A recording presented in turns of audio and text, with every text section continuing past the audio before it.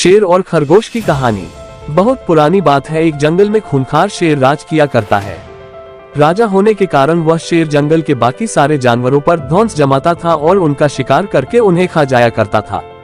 कई बार वह एक या दो नहीं बल्कि कई जानवरों को मार दिया करता था। इस बात से जंगल के सभी जानवर बहुत परेशान थे। उन्हें डर लगता था कि इस तरह एक दिन शेर जंगल के सारे जानवरों को खा जाएगा। इस बात का हल निकालने के लिए सभी जानवरों ने फैसला किया कि वो जाकर शेर से बात करेंगे और उसे समझाने की कोशिश करेंगे। इस फैसले के बाद हिम्मत करके दूसरे दिन सभी जानवर शेर के पास गए। शेर अपनी गुफा में आराम कर रहा था। उन सभी के आने के कारण उसकी नींद खुल गई। उन सभी को एक साथ देखकर शेर गुस्से से बोला, तुम सभी एक साथ यहाँ क्या कर रहे हो? मैंने कोई दावत रखी है क्या? इस बात पर जानवर दल का सरदार बोला, महाराज, हम सभी यहाँ आपसे एक विनती करने आए हैं। दरअसल आप जब भी शिकार पर निकलते हैं तो एक साथ कई जानवर मार देते हैं, जिनमें से कई को आप खा भी नहीं पाते। आपके ऐसा करने से हमारी संख्या कम होती जा रही है और आपकी प्रजा छोटी होती जा रही है। अगर यूं ही चलता रहा तो एक दिन आपके राज्य में एक भी जानवर नहीं बचेगा और जब प्रजा ही नहीं होगी तो राजा भला किस पर राज करेगा? इसलिए आपको सदैव अपना राजा बनाए रखने के लिए हमने आपके भोजन का इंतजाम करने के लिए योजना बनाई है। हमारा सुझाव यह है कि आप शिकार पर न निकला करें, बल्कि हम खुद रोज एक जानवर आपकी गुफा में भेज दिया करेंगे। इस तरह रोज आपका भोजन भी हो जाएगा, आपको मेहनत भी नहीं करनी पड़ेगी और आपकी प्रजा को भी राहत रहेगी।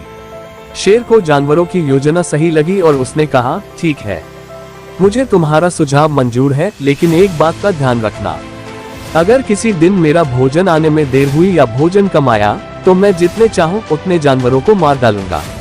जानवरों ने उसकी बात पर सहमति जताई और वापस अपने घर को लौट आए। उस दिन के बाद से हर रोज एक जानवर शेर की गुफा में पहुंच जाता और शेर उसे मारकर अपना भोजन बना लेता। यूं ही चलते चलते एक दिन खरगोश की बारी आई। वह बहुत छोटा था लेकिन चतुर भी था। उसने सोचा कि रोज शेर के हाथों एक जानवर मारा जाता है, ये तो गलत है। इस परेशानी का समाधान करने के लिए कोई चाल चलनी पड़ेगी। तभी उसके दिमाग में एक आइडिया आया। वह धीरे धीरे घूमता फिरता शेर की गुफा तक पहुंचा। वहां पहुंचकर उसने देखा कि शेर गुस्से से आग बबूला हो रखा है। शेर ने जैसे ही खरगोश को देखा उसका गुस्सा बढ़ गया और वह दहाड़ कर बोला, तुम जरा से खरगोश मेरा पेट भरने आए हो और ऊपर से इतनी देरी से आए हो। पता है मुझे कितनी जोर से भूख लगी है। कहाँ मर गए थे और तुमसे मेरा पेट कैसे भरेगा? शेर को तिमिलाया हुआ देख खरगोश बोला, महाराज, मैं आपकी सेवा में अकेला नहीं आ रहा था, बल्कि मेरे साथ मेरे 5 साथी और भी थे। लेकिन मगर महाराज, रास्ते में हमें एक और शेर मिल गया जो हमें खाने की जिद करने लगा। वह मेरे साथियों को मारकर खा गया।